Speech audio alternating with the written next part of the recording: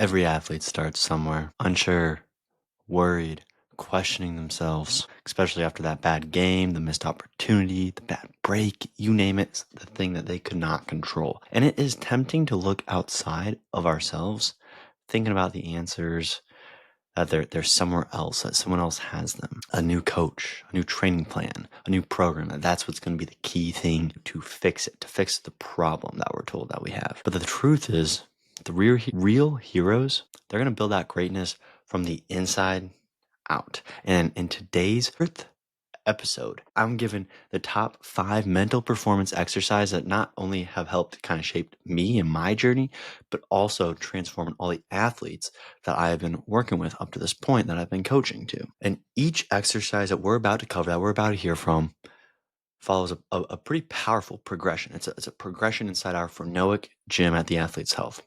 It's from level 1, hoplite, which is kind of the foundation, to level 2, the hero, which is the challenge, to level 3, the demigod, where we're really under pressure, and then finally level 4, titan, mastery of it. So today, we're going to just kind of cover the tip of the iceberg within it, get a glimpse into these exercises, these tools, and give you kind of the best pieces of them, and then start our journey towards that elite mental performance right here, right now, in our 100th episode. So if you want the full transformation, go inside our gym. But for now, let's dive deep into this episode.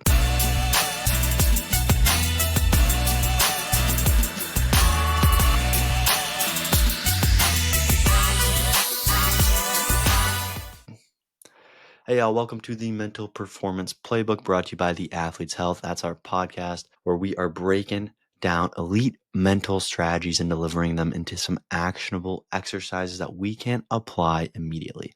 I am Gabe Rummel, mental performance coach, founder of the Athlete's Health, creator of its Phronoic Gym, where we're training your mind just like you train your body. Each week, we're focusing on a mental performance theme that's going to help that athlete, the coach, the parent, with these practical exercises, practical tools to build that stronger focus, that resilience, that confidence, that ability to handle the pressure. And this week's theme for our 100th episode is the top 5 mental performance exercises that every athlete needs.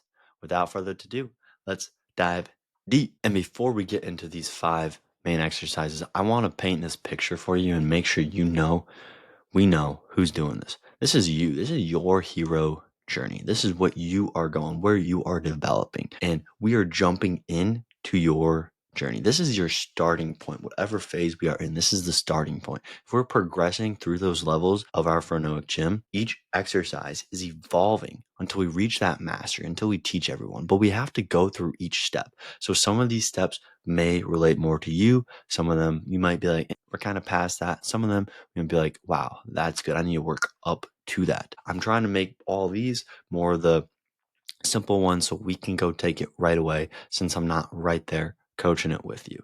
Let's get into these now. Number 1 is our classic mountain goals and stepping stone goals for clarity. I'm working right now. Hopefully it's done by the time I release this episode on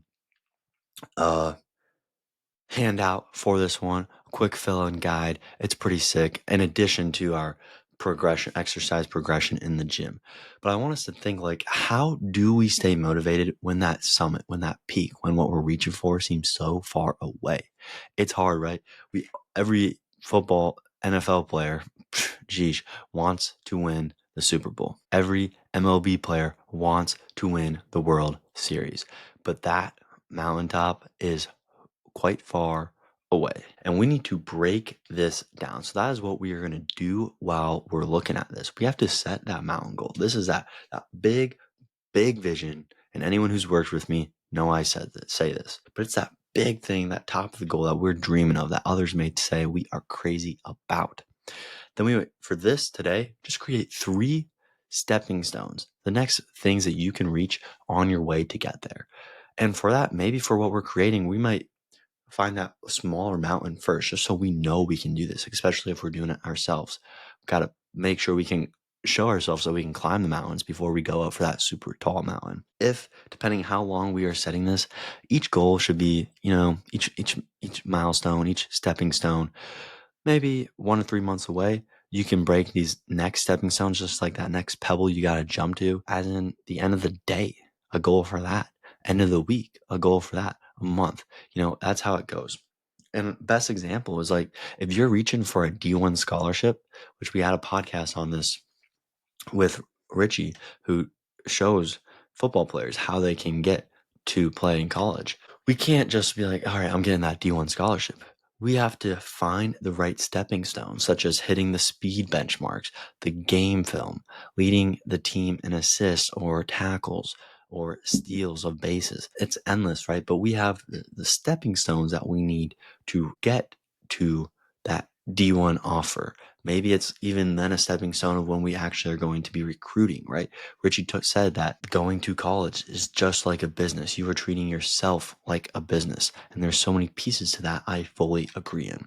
So for this first exercise, for our clarity piece of the mountain goals and stepping stone goals, what I'd want us to do is write down one mountain goal and 3 stepping stone goals right now that we can start to work for, right? Like I said, this one is going to keep everything that we do pretty simple so you can go really take it in the podcast since we're not doing the actual coaching, but hopefully it works just as well for you. Number 2, in no particular order, except actually the order of kind of how our mental performance pillars go. First, we have to have that clear vision. Next is our confidence. How do we get that?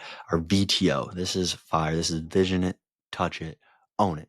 Is it easier to believe in a goal that you've already felt? I vote yes. And that's exactly what we're doing here. Instead of just stepping up to the line, stepping up to the plate, waiting, breaking out of the huddle, whatever sport we're in, going to do our routine for dance, cheer, gymnastics. If we VTO it, we set ourselves up for success. And we got 3 parts of this: vision it, touch it, own it. First, we need to visualize our success and visualize ourselves doing it. I always tell people it's like we're going through a slow movie, okay? Frame by frame, break it down of what you see.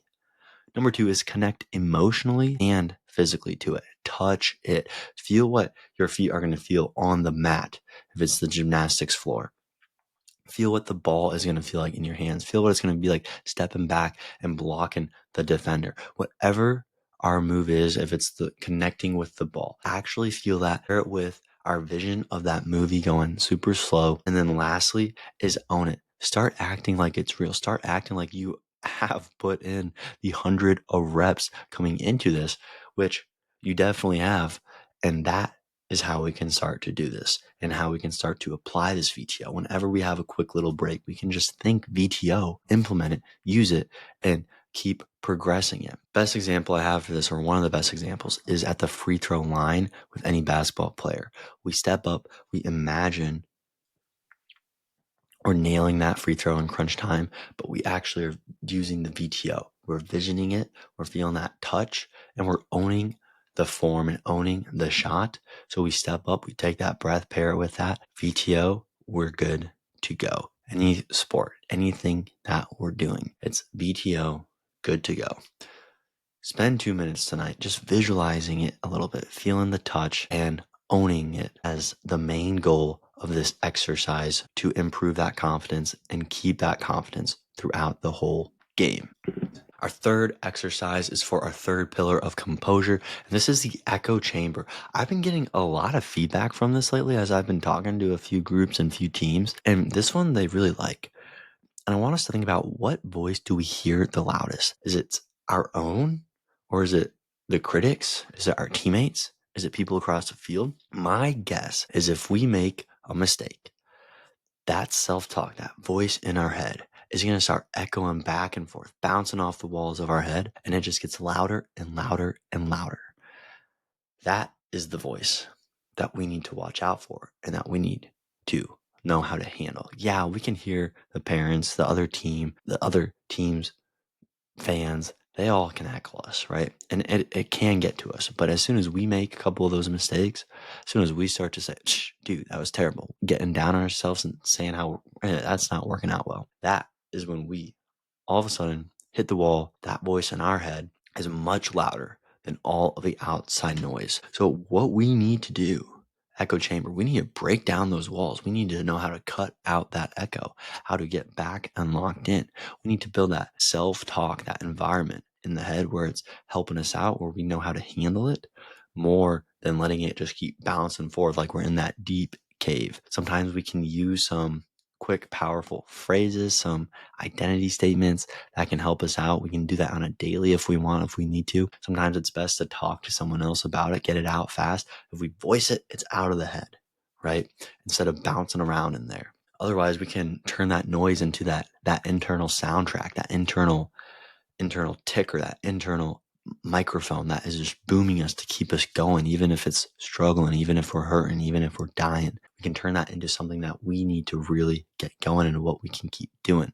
For example, a football player that I heard from was having somewhat of a bad practice. It wasn't working out the best. Now, the QB just reminded himself, he said, I'm a relentless learner. Like, this is how I get better. I study from this film and I keep going. Now, this was after a good couple of bad passes, good couple of bad reads, even a missed handoff, like all these instances, saying I'm a relentless learner. I'm taking all these into consideration, going to go sleep on it and not do this anymore because I studied it. It's so much better than spiraling into that self-doubt, into those voices going, dude, you're making this bad pass. You're making that bad pass.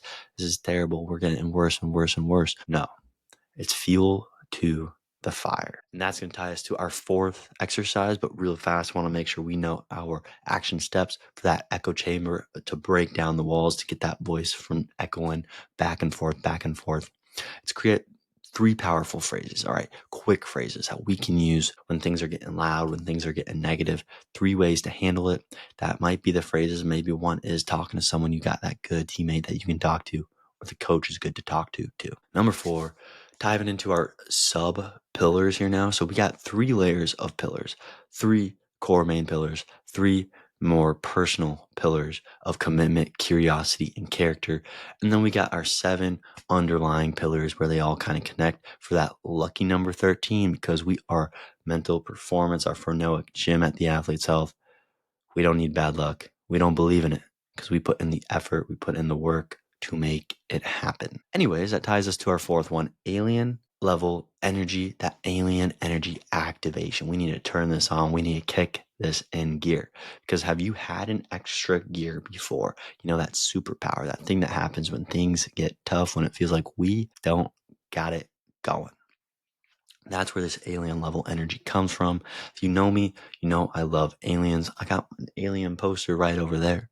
And it's because if we think about space, if we're thinking about travel and in all that vast space, and they can do it just like that, if aliens are real, and they come visit Earth and, all this blah, blah, blah, blah, blah. If they're traveling that fast, and Elon Musk's spaceship is the fastest thing we got, Starlink, whatever, and it's only going so fast, and we got cars that are topping off at 80 miles an hour as an average car, or 100, you know what I mean?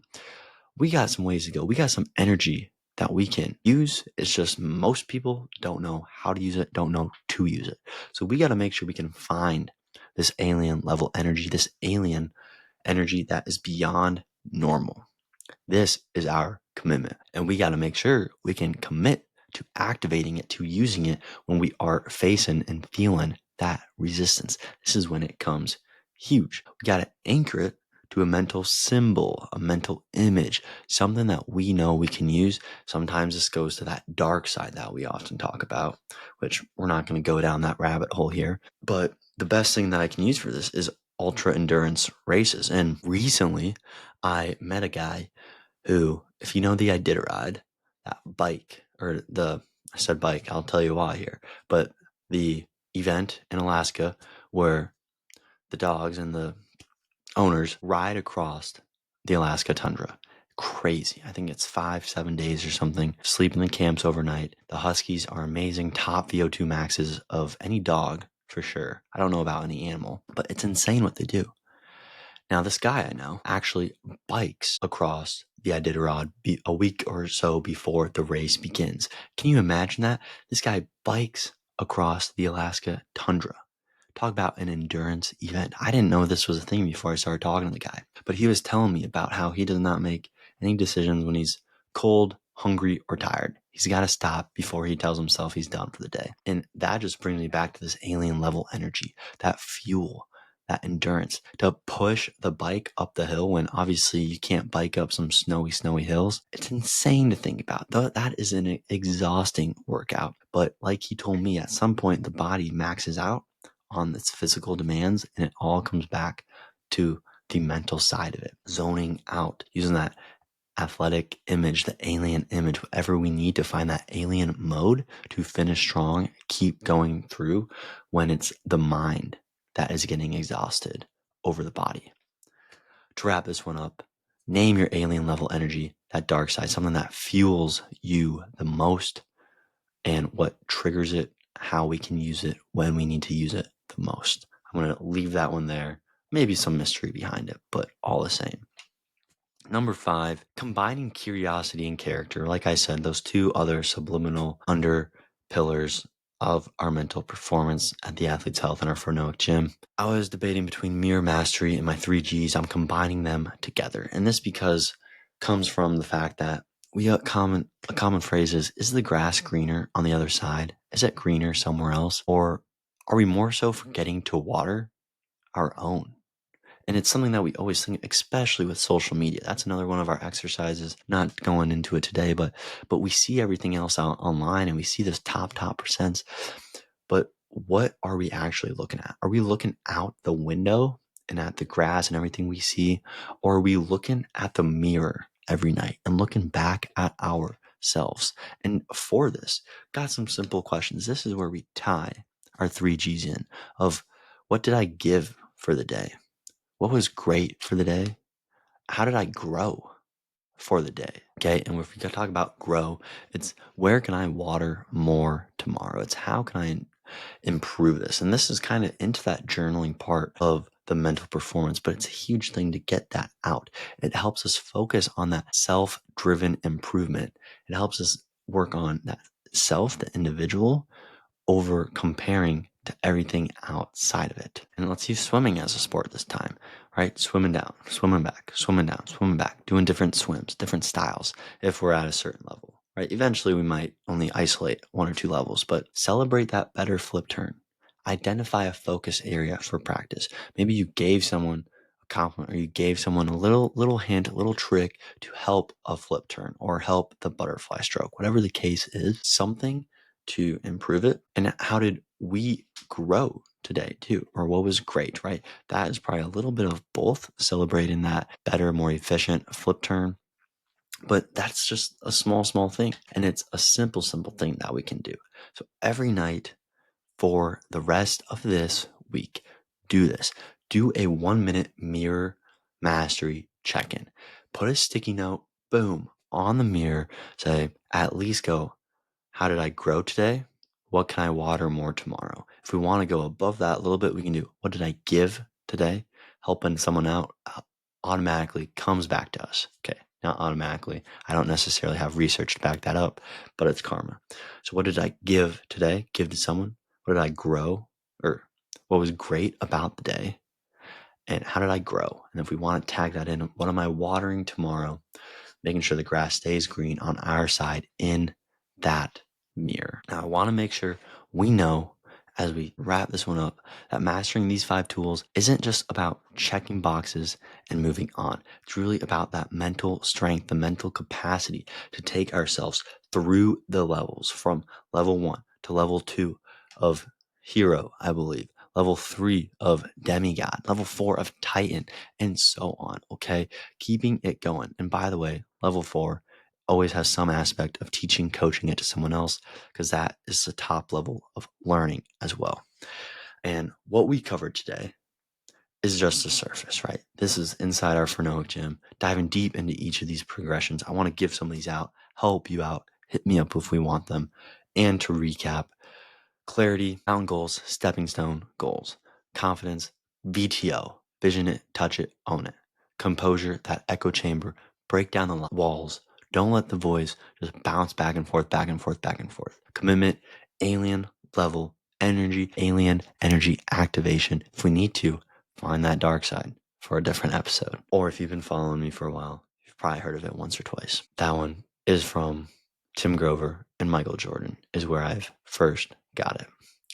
And then lastly, the commitment or the curiosity and character combo, the mirror mastery with our 3 Gs. All in all, thank you for checking out our podcast of the Mental Performance Playbook brought to you by the Athlete's Health.